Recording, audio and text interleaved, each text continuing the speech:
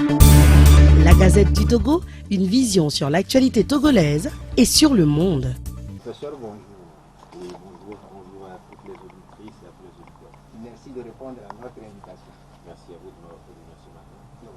Professeur, depuis septembre, le Togo connaît des pluies diluviennes, c'est selon la météo, et ces pluies sont encore annoncées jusqu'à mi-novembre prochain. Et les dégâts sont aussi sans commentaire dans les quartiers à fort risque d'inondation. Oui, absolument. Et j'aurais déjà commencé par dire tout mon sentiment de tristesse à l'endroit de tous ceux qui subissent les affres des intempéries. J'ai vu des maisons inondées, des gens qui, jusque dans leur chambre, sont dans des situations indescriptibles. Et j'espère que très rapidement, et peut-être l'État togolais leur apportera, et la Providence et l'État togolais leur apporteront leur soutien. Dit que les inondations sont derrière nous.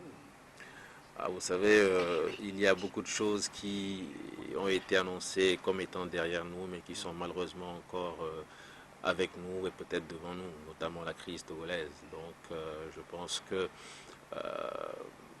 tenons compte plutôt des faits, tenons compte de la réalité et essayons d'avancer vraiment pour que les populations puissent véritablement être épanouies. Et ce n'est pas seulement Lomé, on sait qu'à Cotonou, à Abidjan, c'est plus... Absolument, c'est vrai qu'avec le changement climatique, on peut s'attendre à des situations pareilles, des situations autant dramatiques, mais cela est encore aggravé par le fait que nous vivons malheureusement dans un environnement qui n'a pas eu, disons, ou qui n'a pas bénéficié d'une gouvernance suffisamment forte, suffisamment orientée, suffisamment décentralisée pour qu'à la base les communautés puissent se prendre en charge et puissent mettre en place les infrastructures nécessaires pour que lorsque ces intempéries surviennent, qu'elles soient minimisées. Vous avez plein de quartiers où on n'a pas de route, on n'a pas de rigole, il n'y a rien fait. Les infrastructures qui sont là sont mal entretenues par ces mêmes populations-là. Vous avez mais ça veut dire que des déchets dans les caniveaux. Absolument. Ça veut dire que ça devait quand même un devoir civique. Vous savez, quand vous avez des bonnes femmes qui déversent des déchets dans les caniveaux, peut-être qu'il faut se poser la question de savoir est-ce qu'on leur a proposé une autre alternative.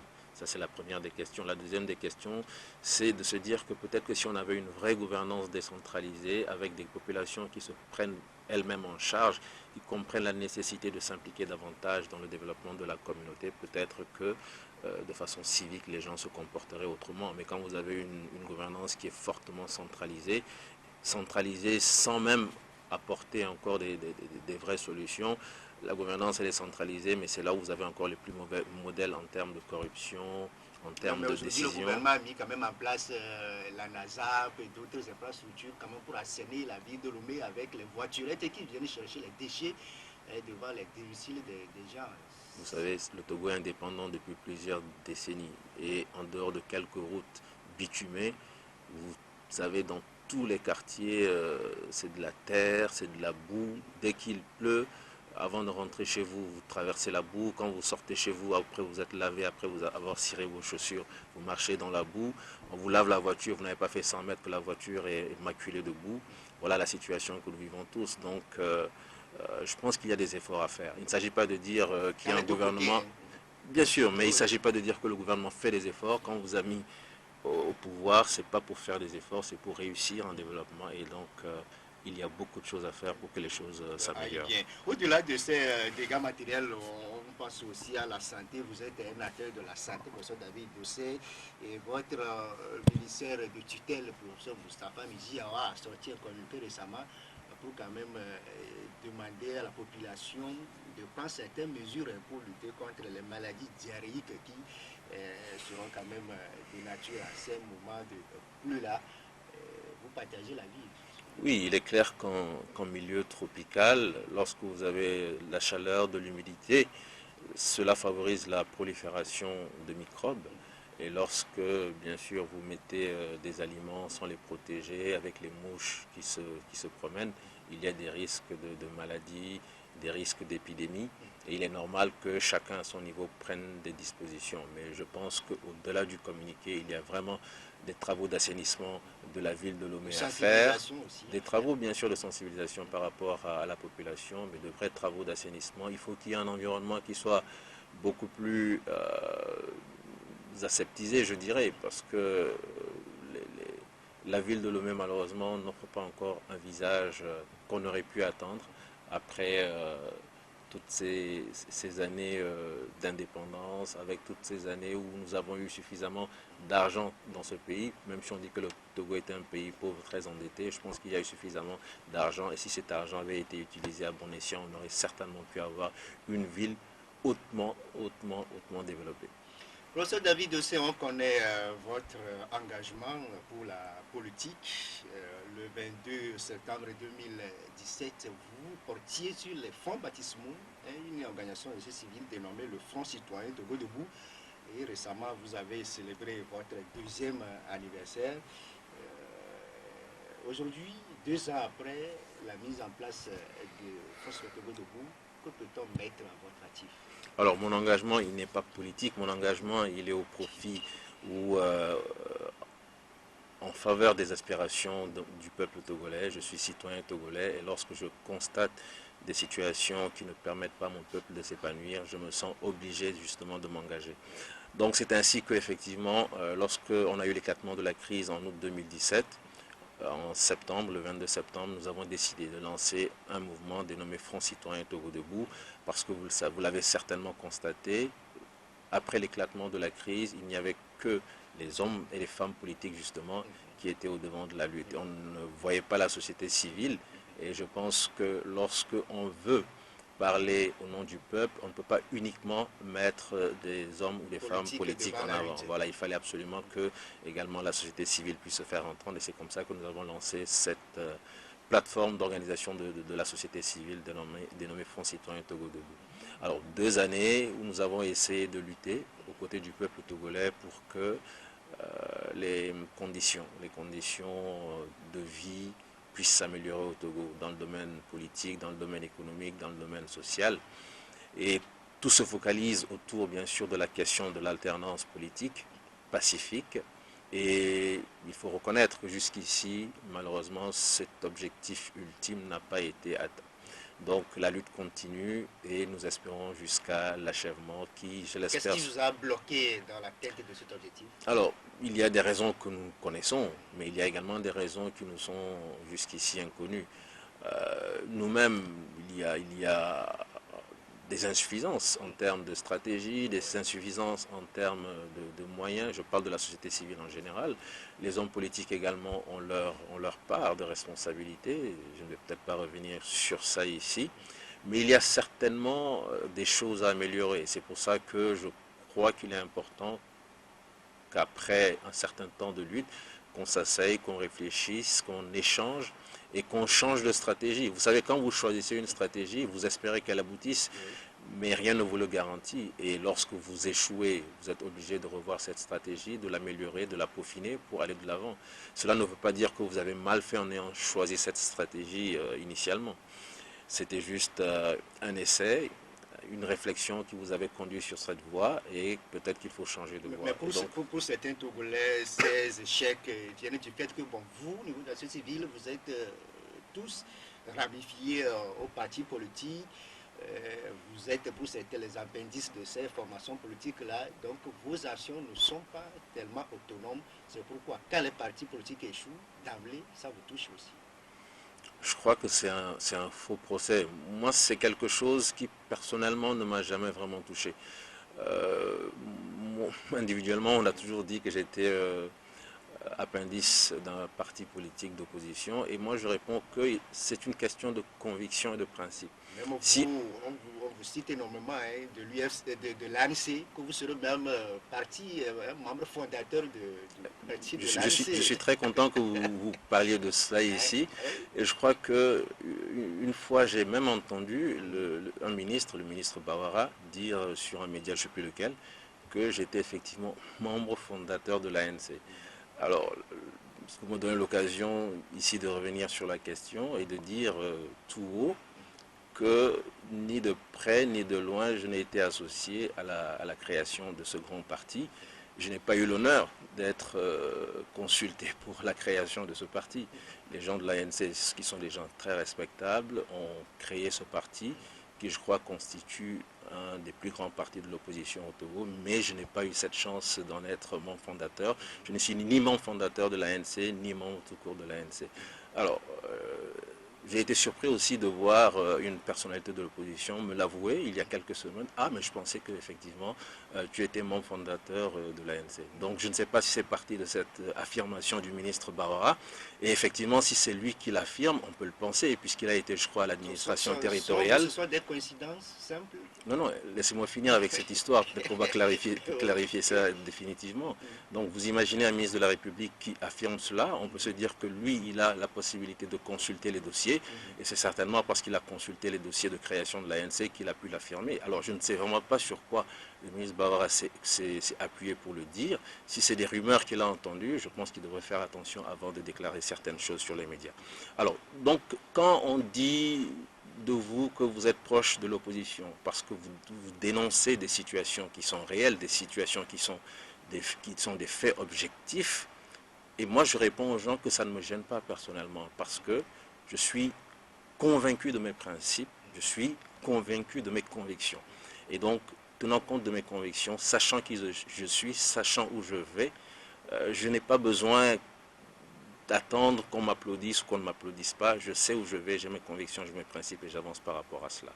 Et donc, aujourd'hui, je sais que à chaque fois que je prendrai la parole, ce sera pour défendre les aspirations du peuple togolais. Si ça va à l'encontre des intérêts du gouvernement, je suis désolé. Et même si ça devait aller à l'encontre des intérêts de certains partis politiques dits d'opposition, je suis désolé. Je suis d'abord pour mon peuple et je me battrai pour mon peuple. Donc vous travaillez en âme et conscience. C'est une façon de le dire, en âme et conscience. Pour célébrer ce deuxième anniversaire du Front citoyen Togo Debout, d'abord il faut dire que c'était une double célébration pour vous la semaine dernière. Vous êtes aussi revenu sur le 29e anniversaire du 5 octobre 90. Que représente pour vous cette date dans la lutte que vous menez au Togo?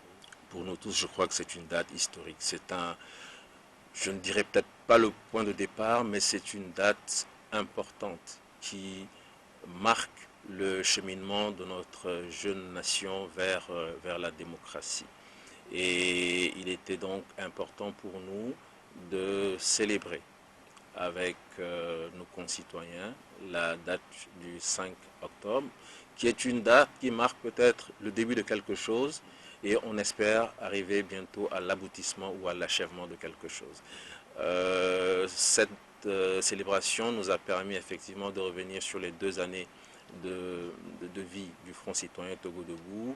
Nous avons refait un peu l'état de la nation, nous avons fait une espèce de diagnostic qui n'était pas un diagnostic exhaustif puisqu'il y a tellement de choses à dire sur le Togo, mais nous avons fait un focus sur les questions économiques, sur les questions des droits de l'homme. C'est ainsi que nous avons eu Amnesty International Togo qui nous a fait l'honneur de venir participer au panel et faire une communication dans laquelle on mettait encore en exergue toutes les défaillances en termes des droits humains au Togo, ce qui est vraiment déplorable. Aujourd'hui, le Togo est sur le banc des nations. Lorsque les Nations Unies vous invectivent en disant d'abord les lois liberticides, ensuite les prisons, les conditions carcérales qui sont totalement démentielles, je vous assure que c'est la folie.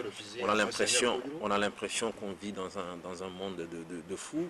Quand on parle du SRI où les vrais objectifs de cet organe de l'État sont complètement détournés à des fins de clientélisme, je vais le dire ainsi. Tout cela fait froid dans le dos. Ensuite, vous avez M. Thomas Koumo de Veille Économique qui nous a fait le point de notre nation. Vous savez, c'est comme si vous aviez une maison et sous cette maison, on était en train de creuser un trou. Tout ce que vous vous posez comme question, quand est-ce que cette maison va s'effondrer? C'est vrai que dans sa présentation, elle relevait que le Togo est tellement surendetté et qu'il faut des générations pour payer cette dette. Et ce qui fait peur, c'est que nous avons bénéficié, il y a quelques années à peine, bien sûr, de l'initiative PPTE, pays pauvres très endettés. Donc on a eu un allègement très important de la dette. Et je me souviens qu'à l'époque, le ministre Ngbo nous disait, mais attendez, dès qu'on aura abouti à le point d'aboutissement de l'initiative PPTE, vous allez voir ce qui va se passer dans ce pays. On a eu l'initiative PPTE, c'est-à-dire qu'on s'est serré la ceinture pour arriver au point d'achèvement. Et aujourd'hui, on a vu qu'on a encore besoin de serrer encore plus la ceinture. Professeur Dessay, aujourd'hui, avez-vous l'impression que 29 ans après le 50 ans 90, vous qui êtes aujourd'hui devant la lutte, vous avez pu tenir quand même la flamme allumée par vos aînés de 90 et 50 ans? On aurait certainement aimé mieux faire, mais on doit aussi, parce qu'on ne doit pas se jeter des fleurs, mais se dire que la lutte n'a pas été vaine. C'est comme cette crise que nous avons connue récemment. Certains pensent qu'elle a été vaine.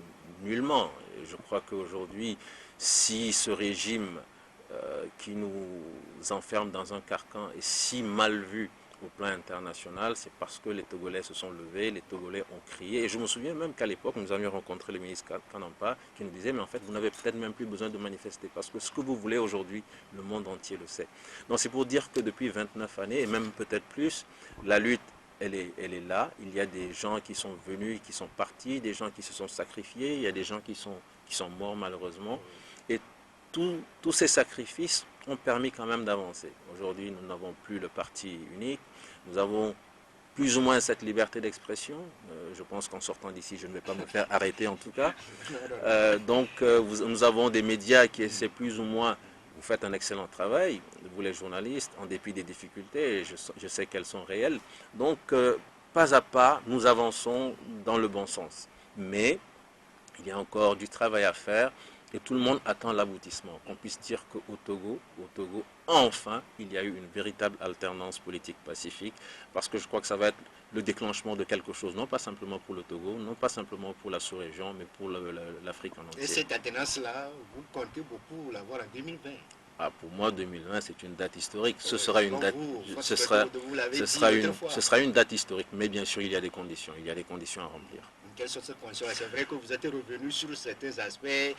Vous avez aussi demandé la relecture de la loi sur les manifestations, les audiences foraines pour délivrer des actes de naissance, la recomposition de la CENI, de la Cour constitutionnelle, un nouveau recensement. Vous avez aussi évoqué le fichier électoral. Les conditions sine qua non pour l'alternance en 2020. Oui.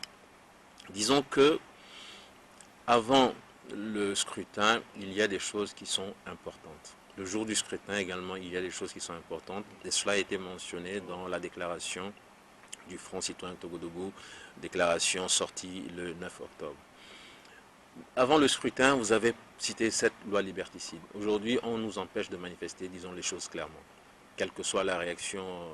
Le ministre a dit clairement, qu'il n'y aura pas de relecture de cette loi. Parce qu'ils savent, les responsables du Togo, ce qui est bon pour...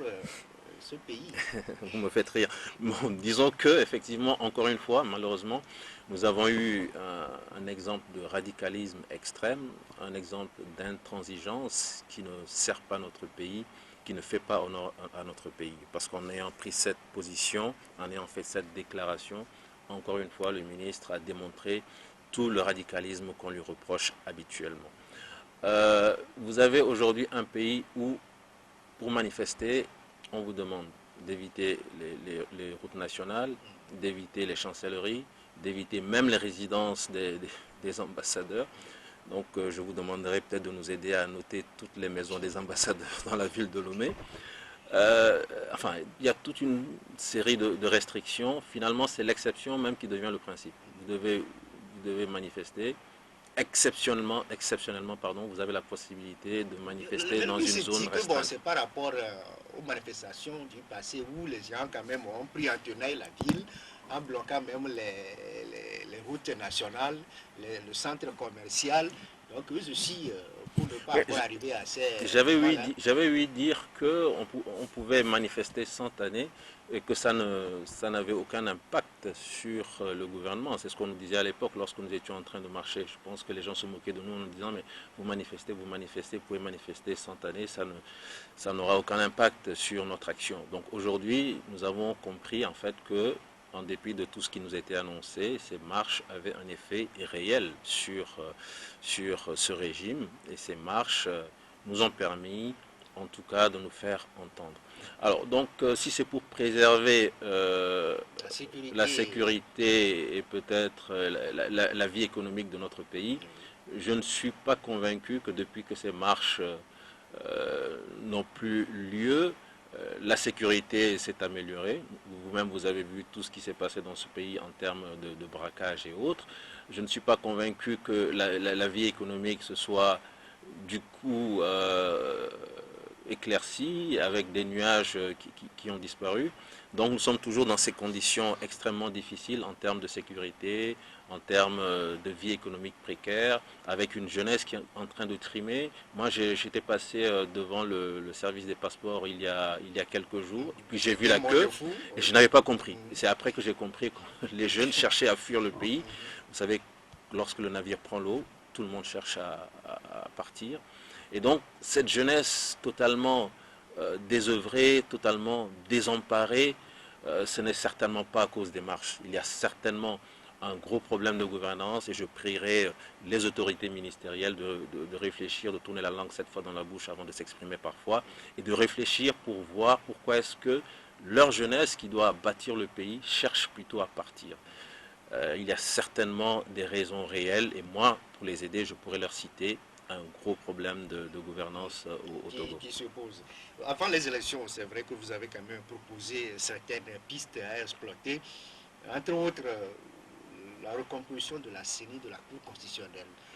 Vous revenez encore sur ce débat, vous aussi, au niveau de la société togolaise. Je vais dire une chose. Vous savez, lorsque vous allez à des élections, on suppose qu'il y a un arbitre. Lorsque l'arbitre est plus ou moins neutre, là, vous avez une chance. Mais lorsque vous allez avec des dés qui sont pipés, et l'arbitre qui doit siffler le début du match et la fin du match, vous savez pertinemment qu'il fera tout. Mais par rapport à la série, l'occasion était donnée quand même à l'opposition, avoir la parité 8 sur 8. La parité 8 sur 8, mais nous savons tous le jeu qui a suivi après la décision de la CEDEAO. L'UFC qui a empêché, nous avions même nous, le Front Citoyen Togo Debout, la possibilité d'avoir un représentant au sein de cette CENI. Nous avions donné un nom et nous attendions donc le moment idéal pour que notre représentant puisse prêter serment, mais ça n'a jamais eu lieu parce que le blocage a été tel que jusqu'au dernier moment, alors que la CENI continue de travailler. Vous savez, la CEDEAO qui prend une décision dit CENI paritaire. La logique voudrait qu'on attende que cette CENI paritaire se mette en fonction pour poursuivre le travail. Alors, vous avez une stratégie qui consiste à faire un blocage. Donc l'ancienne CENI qui n'a plus cours puisqu'on a pris une décision, l'ancienne CENI continue d'œuvrer comme si de rien n'était. Et donc ça fait qu'on a beau dire aujourd'hui qu'on avait la possibilité au sein de cette CENI paritaire d'envoyer des représentants, mais il faut reconnaître que le jeu était tel qu'il était difficile. Il était difficile à l'époque justement de profiter de cette décision de la CEDEAO pour plus ou moins équilibrer les choses. Je reviens encore par rapport à cette CENI qu'il va falloir revoir, il va falloir recomposer. Avant 2020 ? Ça fait partie des éléments importants, mais c'est l'élément que vous avez noté peut-être dans la liste des choses que nous avons mises dans la déclaration.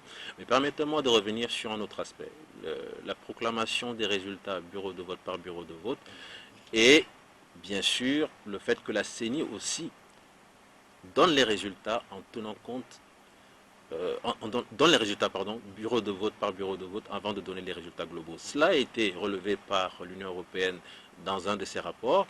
Et en fait, c'est surtout le monitoring que nous avons fait lors des élections locales qui nous ont permis de comprendre l'importance de cette remarque faite par une des missions des experts des Nations Unies. Je donne un exemple.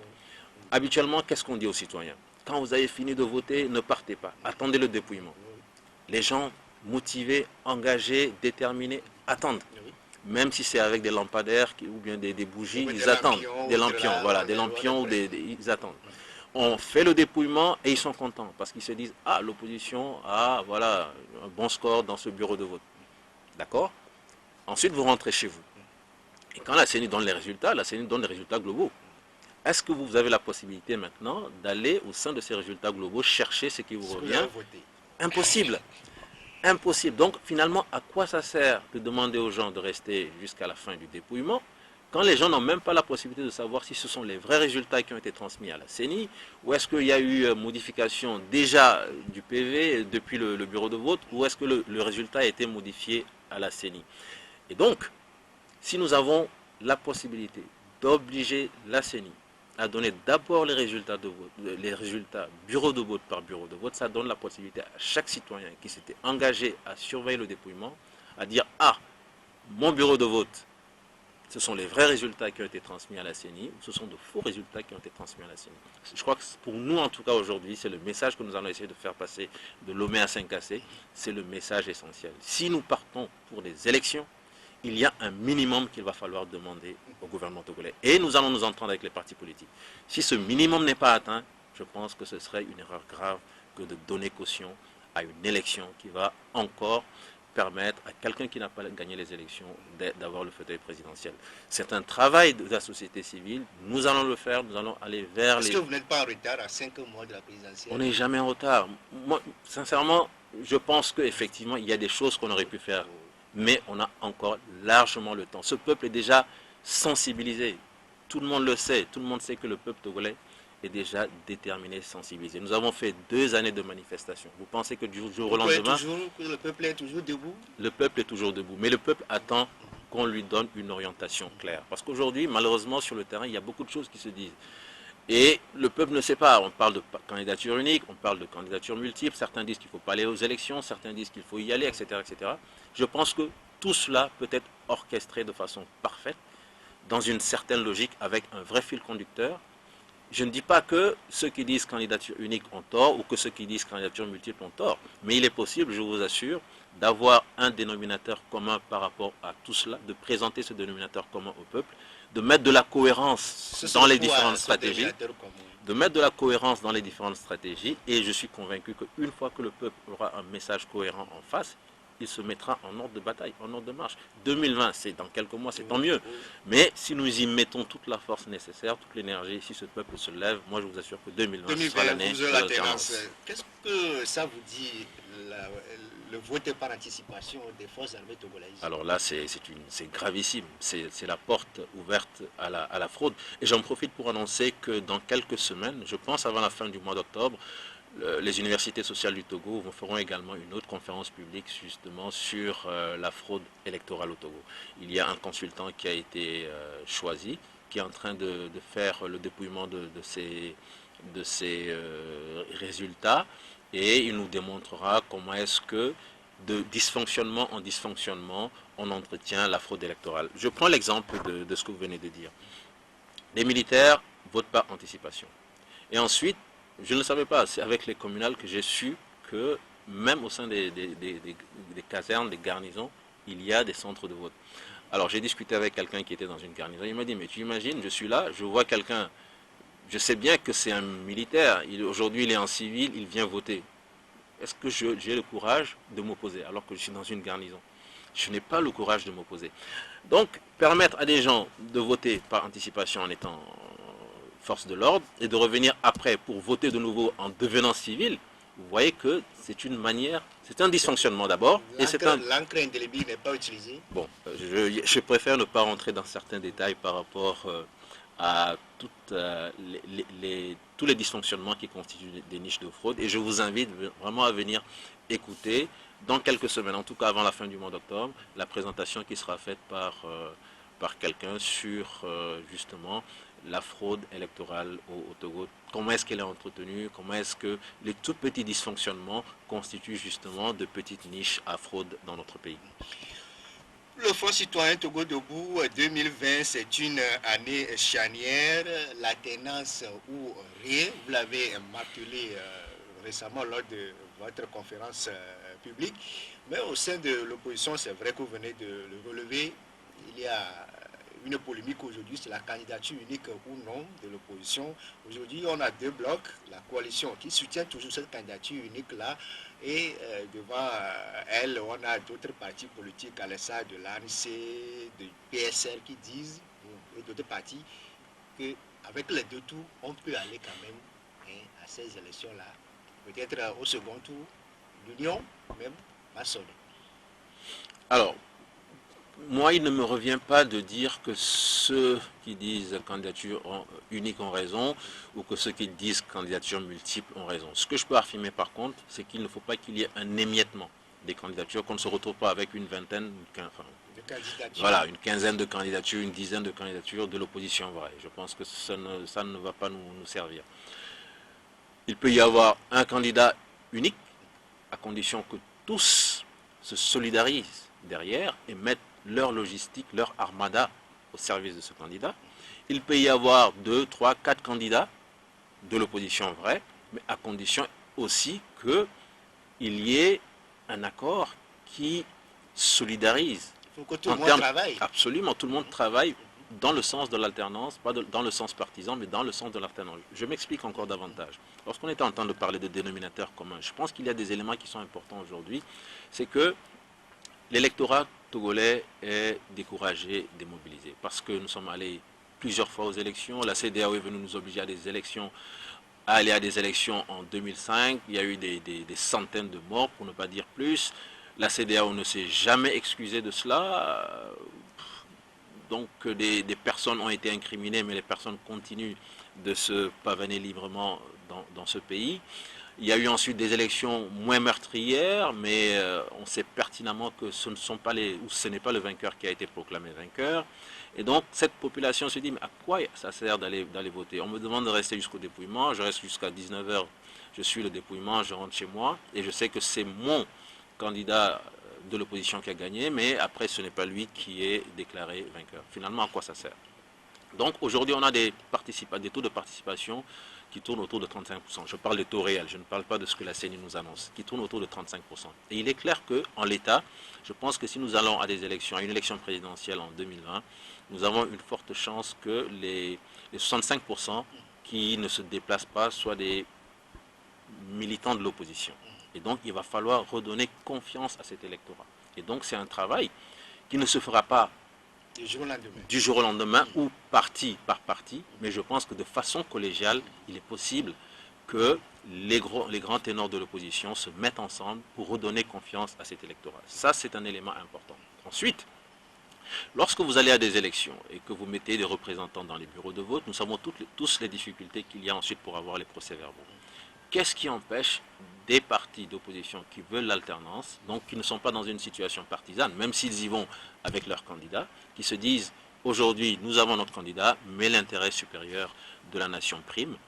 Donc nous mettons une vraie collégialité, une vraie mutualisation des forces sur le terrain à la base, et donc tous les représentants d'opposition travailleront au service de l'opposition. Moi je suis d'un parti d'opposition A, j'ai un procès verbal qui donne gagnant un parti d'opposition B, je mettrai mon procès verbal au bénéfice du parti d'opposition B pour que l'opposition puisse gagner. On va marquer la courte pause et on va revenir dans le reste de débat avec le dialogue demandé par la classe politique de l'opposition togolaise. Quel est l'avis du Front citoyen Togo debout? C'est juste derrière la pause. Et retour en studio avec notre invité, professeur David Dossé-Ekoué, premier porte-parole du Front citoyen Togo debout. C'est lui notre invité pour ce premier numéro d'audiature de ce lundi 14 octobre 2019. Professeur, aujourd'hui c'est vrai que tout ce que vous venez de lister, c'est pour préparer, ou bien c'est pour la victoire en 2020. Mais de l'autre camp, on a un certain Lionel Messi qui est toujours en forme, qui garde sa forme. Et ce serait difficile de le laisser sur le banc au cours de cette présidentielle. En tout cas, si vous continuez à l'appeler Lionel Messi, et que Lionel Messi même se fâche, tant pis pour vous. Effectivement, nous avons jusqu'ici manifestement le président Faure qui se prépare pour sa 4e candidature. Je dis bien candidature parce que le mandat n'est pas encore acquis.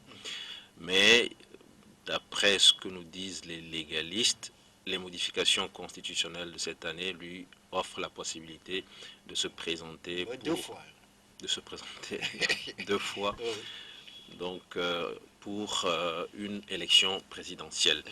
Alors ce que nous nous disons, c'est que s'il faut être légaliste, il faut être légaliste jusqu'au bout, et il faut dans ce cas solder définitivement la question de 2005 et demander à la Cour constitutionnelle qu'elle dise au moment de confirmer les dossiers de candidature, de dire si en 2005 il y a eu un coup d'État ou pas au Togo. Et je mets au défi tous ces éminents constitutionnalistes qui sont à la Cour constitutionnelle pour que face à l'histoire, face à eux-mêmes, en leur âme et conscience, qui nous disent si nous avons eu en 2005 un coup d'État ou pas. Nous avons vu des militaires en tout cas venir à la télévision et annoncer que le pouvoir était confié à M. Faure Sozimna Nyasingbe. Est-ce que c'est ce que la Constitution de l'époque disait? Non, mais laissez-moi finir. Est-ce qu'aujourd'hui, la non-candidature de Faure Nyasingbe à 2020 signifierait ipso facto la tenance en 2020? Non, justement, ça je suis d'accord avec vous. Alors j'étais en train d'expliquer que il y a bien sûr la question de la candidature. Vous m'avez posé la question par rapport à Lionel Messi et je vous disais qu'il y a des raisons valables qui, de mon point de vue, font qu'il ne devrait pas se présenter pour un 4e mandat. Donc j'ai expliqué la question juridique. J'étais en train de vouloir également dire que lui-même, en 2015, avait dit que pour que la démocratie, je crois, progresse en Afrique, il a même ajouté nécessairement limiter le mandat à 2 ou à 3. Il en a fait 2. Il en a fait 3. Et donc, par rapport à la parole d'homme que lui-même il a tenue, je pense qu'il n'est pas de bon ton qu'il brigue un 4e mandat. Donc, les raisons, elles existent, qui font que, effectivement, il ne faudrait pas qu'il se présente. Mais si M. Faure Sozimna Nyasingbe, qui est le président actuel du Togo, ne brigue pas un 4e mandat, cela ne signifie pas que le système de fraude disparaît, cela ne signifie pas que le système UNIR ne va plus gagner entre guillemets les élections. Il va falloir absolument mettre des éléments, des garde-fous pour que la transparence puisse être de mise lors de la prochaine élection présidentielle. Et c'est ce pourquoi nous en tout cas, nous essayons de travailler, c'est ce à quoi nous appelons les différents acteurs politiques. Et nous espérons qu'avec une certaine dynamique, avec une certaine union, nous aurons certainement la possibilité de mettre en œuvre une vraie dynamique pour réussir ce travail. En 2020. Voilà. Les conseils municipaux élus les 30 juin et 15 août vont prendre fonction le 14 octobre et 16 octobre prochain. Mais David Dessay, c'est vrai que vous aussi, vous avez suivi le déroulement de ces élections communales.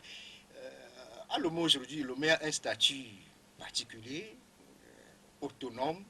Un gouverneur sera nommé pour régir quand même les 13 communes. C'est vrai que ça a suscité des débats entre-temps avec la lettre envoyée par Fabre, le maire de Golfe 4, au Premier ministre par rapport à la reconstruction du grand marché de Lomé. Pour certains, cette décision du gouvernement en dotant Lomé d'une ville de statut particulier est antidémocratique. Est-ce que vous faites la même lecture aussi? En tout cas, nous avions dit qu'il fallait impliquer les populations au développement de leur environnement, au développement de leur espace communautaire. Et c'est pour ça que dès le départ, si vous vous souvenez, les universités sociales du Togo, dont je suis également coordonnateur, avaient demandé à ce qu'une vraie politique de décentralisation soit mise en œuvre au Togo. Nous avons organisé plusieurs activités et nous nous appelions à l'organisation des élections locales. Donc il y a eu les élections locales qui n'ont pas été parfaites, mais c'est quand même un pas que nous avons salué. Et nous pensions effectivement que les élections locales allaient permettre l'élection de maires dans des communes qui, et ces maires devaient mettre en place une vraie stratégie justement pour intéresser les populations, faire comprendre à chaque citoyen la nécessité de s'engager davantage pour le développement de sa commune. Alors aujourd'hui, on a l'impression qu'il y a un rétropédalage. Le régime se rend compte que Lomé, la capitale, risque de lui échapper et donc remet en place un stratagème pour essayer plus ou moins de coiffer de nouveau la capitale. Je pense que ça dénote encore... Vous pensez que les maires sont dépourvus de leurs prérogatives? Je crois que c'est ce à quoi on risque d'aboutir. Et cela dénote encore de la mauvaise foi, malheureusement, de ce régime. Et moi, je me tourne vers la communauté internationale, notamment l'Union européenne, parce que j'avais discuté avec un de leurs responsables qui me disait, oui, il faut comprendre que la démocratie, tout ne peut pas être obtenu du coup, ça se fait pas à pas, l'amélioration se fait progressivement. Bon, si on donne l'impression de répondre à une injonction de la communauté internationale en organisant des élections locales et que quelques temps après on revient encore non pas vers un processus de décentralisation, mais un vrai processus de centralisation, parce que le gouverneur, malheureusement, il sera nommé par le chef de l'État. Ce qui fait que on se retrouve dans une situation où il n'est plus choisi. Celui qui va régir la ville de Lomé n'est pas choisi par les citoyens, les habitants de Lomé, mais il est encore nommé par le chef de l'État.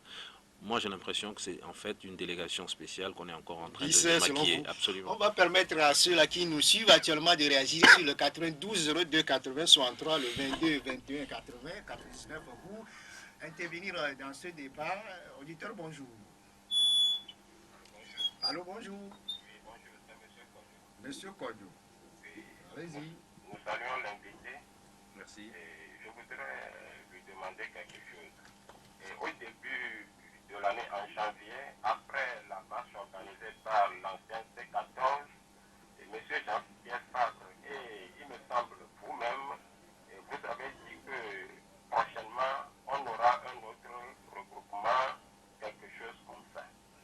Et je voudrais demander où en êtes-vous? Maintenant, dans la plupart des pays africains, surtout occidentaux, on voit que pour changer un régime dictatorial, il va falloir seulement qu'un mouvement citoyen se crée.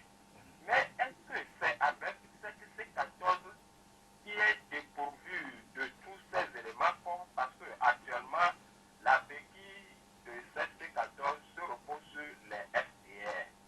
Le PSR a fait alliance avec l'ANC, les démocrates disent qu'ils ne veulent pas aller à ces élections.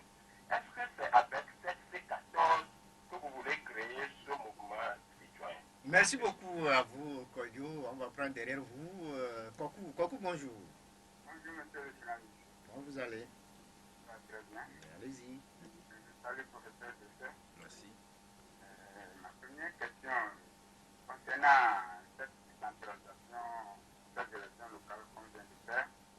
Maintenant, on peut passer des tests pour qu'on revienne à la centralisation. Je voudrais savoir, hier j'ai suivi un député en la personne de Diadoui de Pyramide FM.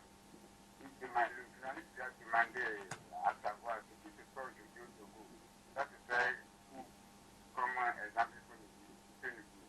Il a nommé chose, la Côte d'Ivoire.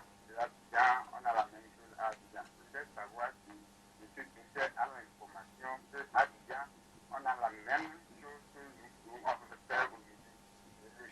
Si on a la même chose, quel est le nom du gouverneur que la ville d'Abidjan a? Et secondo, Rapidement, oui. je vais aller dans le domaine de la santé. Aujourd'hui, je sais quel cas de social le pouvoir nous donne. Parce que vous allez à l'hôpital aujourd'hui, même le camp, que l'infirmier doit utiliser, c'est vous qui devez payer ça. Il fait 15 jours à la chose, à la polyvalente de chaque matin, quand on veut contrôler la glycémie des malades, on nous réclame 700.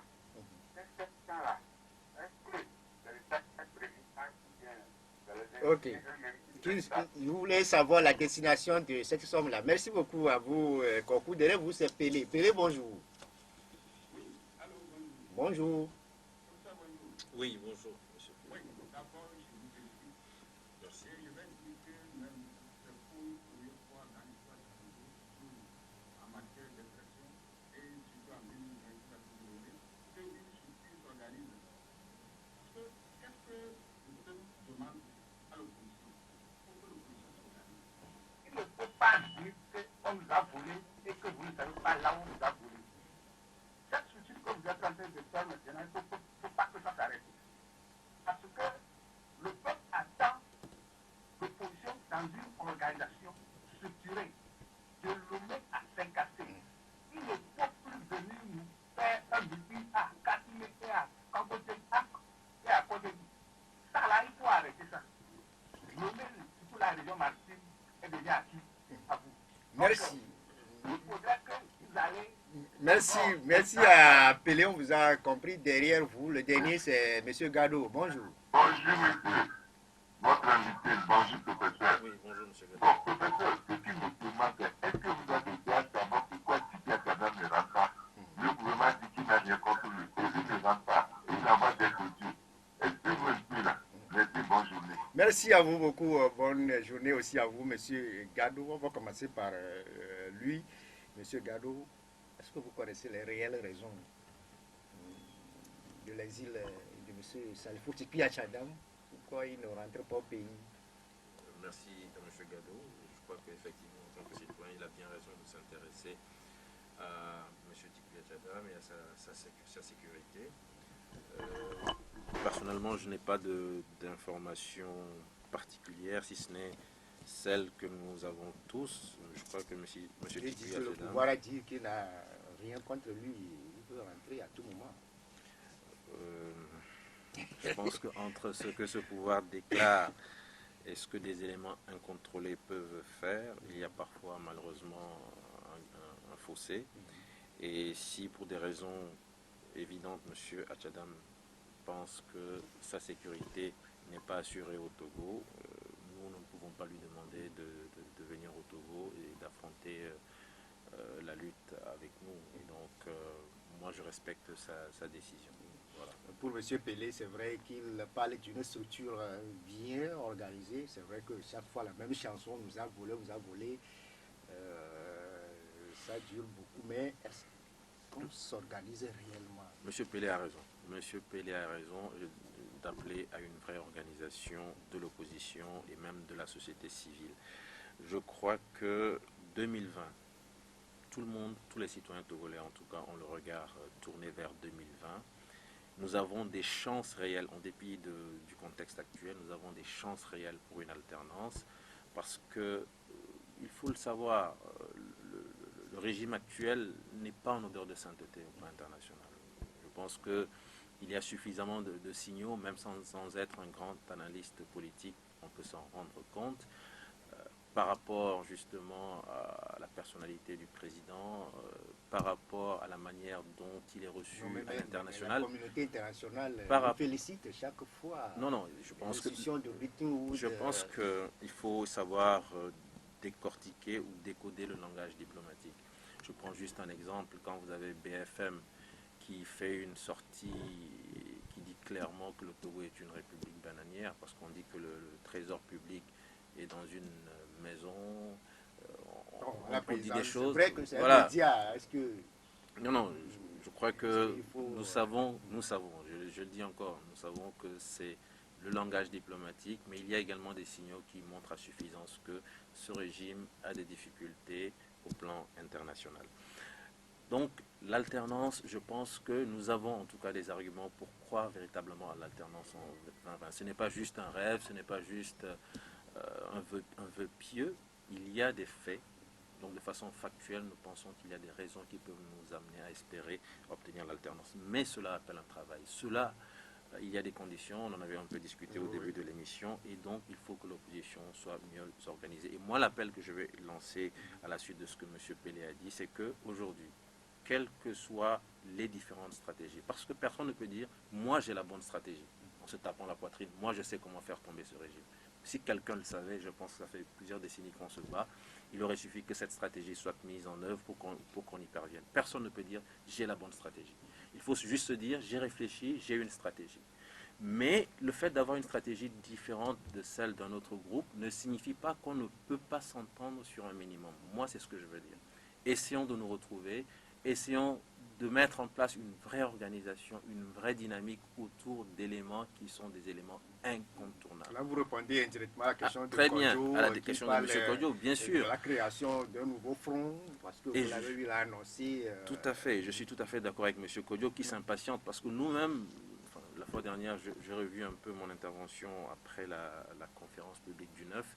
C'est vrai que j'ai donné l'impression peut-être de manqué de tact, de politesse. J'ai dit qu'on avait marre un peu de cette situation. Et je crois que M. Kodjo a raison. Je me répète. Quand même à comparer les responsables politiques à des élèves qui s'amusent dans la cour de création. Je reconnais que je m'étais un peu emporté, mais je crois que ça reflète un peu le sentiment du citoyen ordinaire.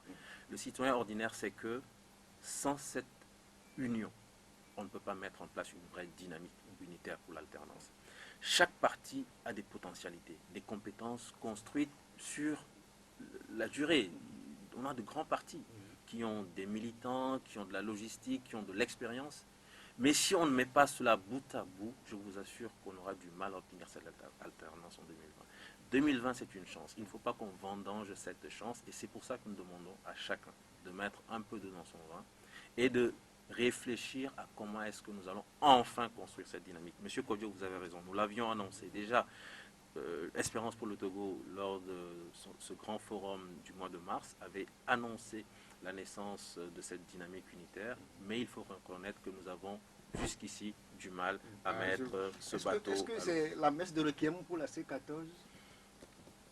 Ce n'est pas à moi de dire ce qu'est la C14 aujourd'hui.